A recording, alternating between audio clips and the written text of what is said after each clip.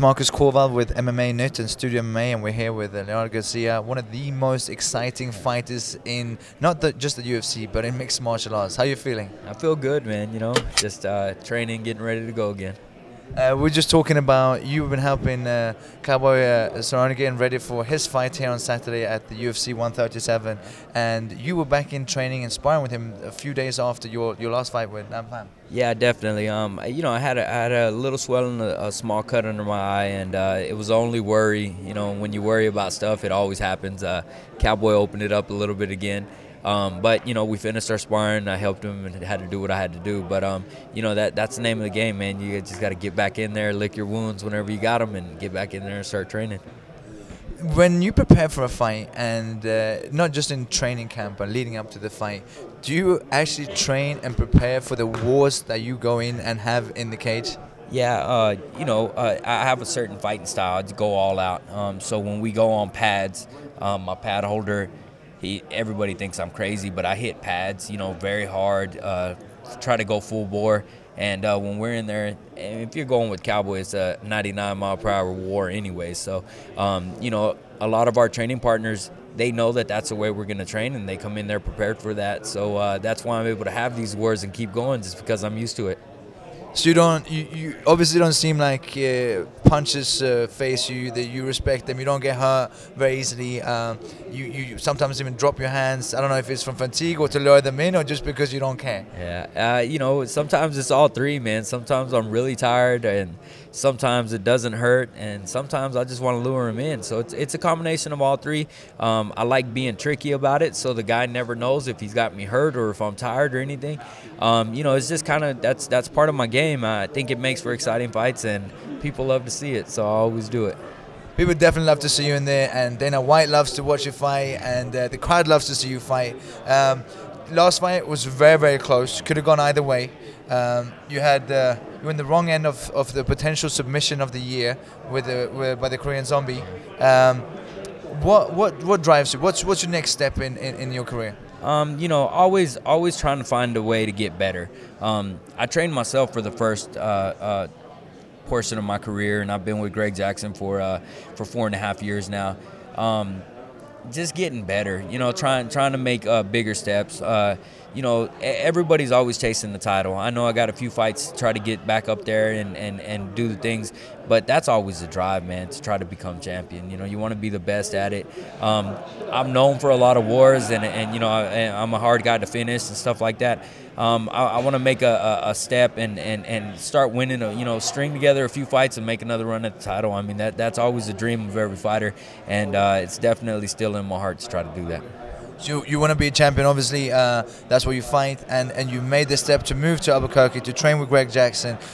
What's the difference training at Greg Jackson's camp and being there, except from being there with some of the best fighters in the world? And I know that's a big part of it, being able to spar with these guys and get the experience that they have. But what does Greg bring to the table that the other coaches don't, the other gyms don't have? You know, we have a family mentality at Jackson's. You know, just recently we had a kind of a breakup with Rashad and John Jones. And those are things that affect the team. It affects everybody. But, you know, Greg's like, he's a mentor to all of us, man. He comes in there. He does a great job at teaching us, you know, not just about MMA, not just about fighting, but things that are happening in life, you know. You said it's more of a family mentality down at Greg Jackson's gym, and it's like a big family. The recent breakup between John Jones and Rashad Evans, on that topic, when it comes to finding someone that's that close of a teammate, what's your take on that? I think it's like a pyramid. The closer you get to the top, the smaller the points get. Me and Cowboy always joke about fighting each other, you know, saying different things. I think if two guys are at the very top, they should fight each other, even if they train together. This fight, it's a professional sport. It's not. We're not going out there with hatred or anger or anything. So two guys who fight each other eventually will become friends at the end, because they have so much respect for each other. So I believe if you're the champion and your best friend is the #1 contender, sure, fight it out. You know, see who's better and see who has the bragging rights.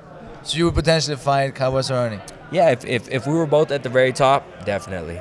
Yeah. And do you have a prediction for that fight? You know what? This is gonna fuel training for the next few weeks. It'd be a war, man. Both me and Cowboy, you know, we go at it sparring. We train really hard with each other. You know, he's got 10 pounds on me right now. He's joking about dropping to 45, so maybe one day. And one day. You've had a Swedish fighter training with you guys at Greg Jackson, Saran Kakai. Did you get a chance to train with him? Yeah, definitely, man. Saran was a great guy, man.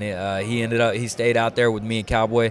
We called him Sweden, you know, because that's where he was from. Because he looks so Swedish. Yeah, for sure. He's always, he's been a great guy. Last time I seen him, he was down there at ATT with Brad Pickett, Mike Brown, all those guys, and he's still the same old guy, man. He's a great dude. Absolutely, a great prospect in mixed martial arts. He's very young, very good head, which is a very important part when it comes to mixed martial arts. Yeah. He trains very, very hard. And you sparred with him as well? Yeah, he's not only got a good head, he's got a hard head. Yeah, he stayed in there. He's a tough kid. His heart, one of those guys, people say I got a lot of power at 145. He would complain every now and again, but he would stay right in there with me. So it was good. And you were at AT&T. Did you get a chance to spar with Brad Pickett as well? Yeah, now, you know, Brad was getting ready for a fight and had a back injury at the time. He's one of those guys. Me and Brad are really good friends as well. We always joke about it that it'd be, you know, good sparring because he's so tough and I'm so tough. You know, it'd be fun to do, man. So, Brad, if you're out there, I'm looking for you, buddy.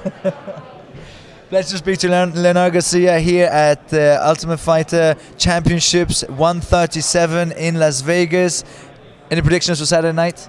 You know what? I'm a big fan of both Penn and Diaz. I think if it goes early, it'll go for Penn. If it goes into the later rounds, Diaz. I don't want to call either one, man. I love them both. You know, they're both great fighters. You know, Diaz's attitude gets on people's nerves. I love it, man, because every time he goes in the cage, he backs everything up.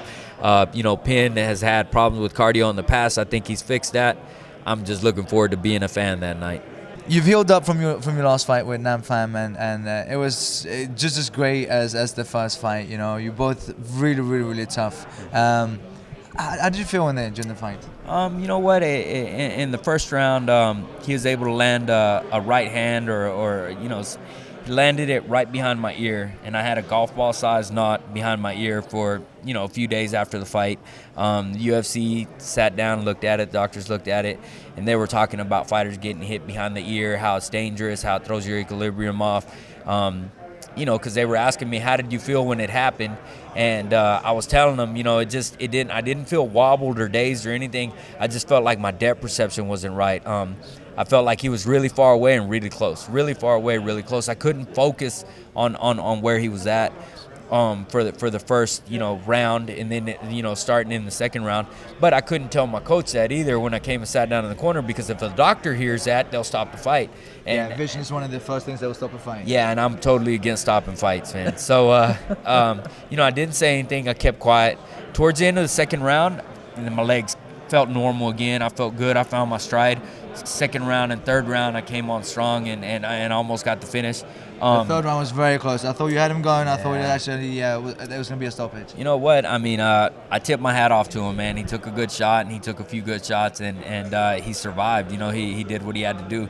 You know, that's a mark of a true fighter, and you know, if we do this rematch, we'll see if he can do it again. That was going to be my next question. Do you want a third fight? Hell yes. I think the first fight, the decision was a little crazy. You know, I thought he had a dominant round in the first fight, and the other two rounds were close, and they gave it to me. And then this fight, I think the other two rounds were close, and I had a dominant round in the third, which, you know, like you said, the decision could have gone either way. I think we have two close fights, so I think we do number 3 and see who blows who out of the water.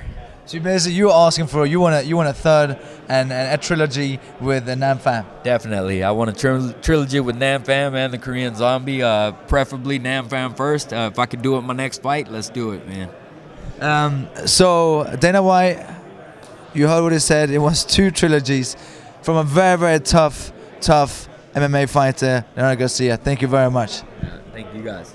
Thanks, man. I really appreciate the interview.